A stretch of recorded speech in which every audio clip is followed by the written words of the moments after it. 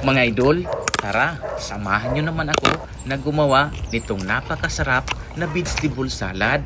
Napakayami nito at ito talaga ang legit na masarap at masustansya pa.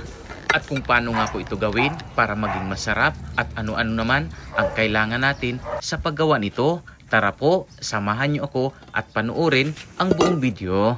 Una nga po mga idol ay naglaga nga po ako ng itlog at saka ng mais at sumunod naman ay ihahanda na natin itong century tuna, siyempre mayonnaise, pipino at siyempre yung kamatis. Kasama na rin po ang kalamansi at iba't ibang uri pa ng seasonings na pampalasa nito. Sinamahan ko na rin ng sibuyas na bombay at higit po sa lahat itong 3 piraso ng nilaga na itlog na siyang magpapasarap naman dito sa ating gagawin ngayon na mixed vegetable salad. At kung patuloy ka pa rin po na nakasubaybay sa video na ito ay huwag kalimutan na pindutin ang heart button, pa-share na rin ng video na ito at siyempre papalo naman ng aking page na Boss Ampil Vlogs. At pagkatapos ko nga po mga idol na mahiwa itong pipino at matanggalan ng mga buto ay siyempre hihiwa-hiwain na natin ito ng katamtaman lang para di tayo mahirapan mamaya sa pagkain nitong ating napakasarap na recipe na mixed vegetable salad. Sinamahan ko na rin po ito ng 2 piraso ng kamatis,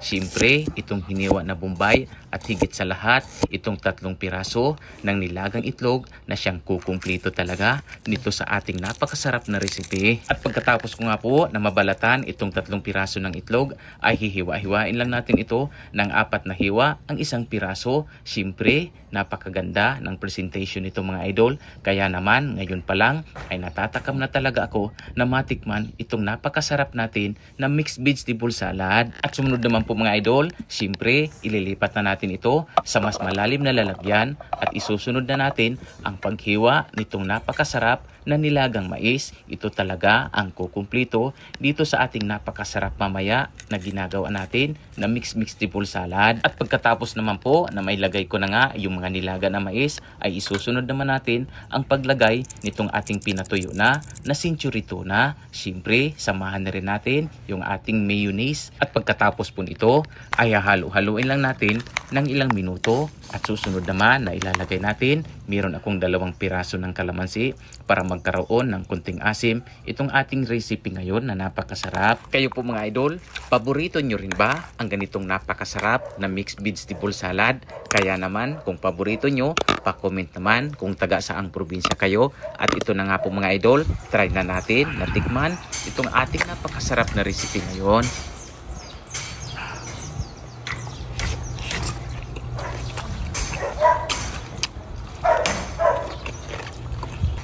Sarap.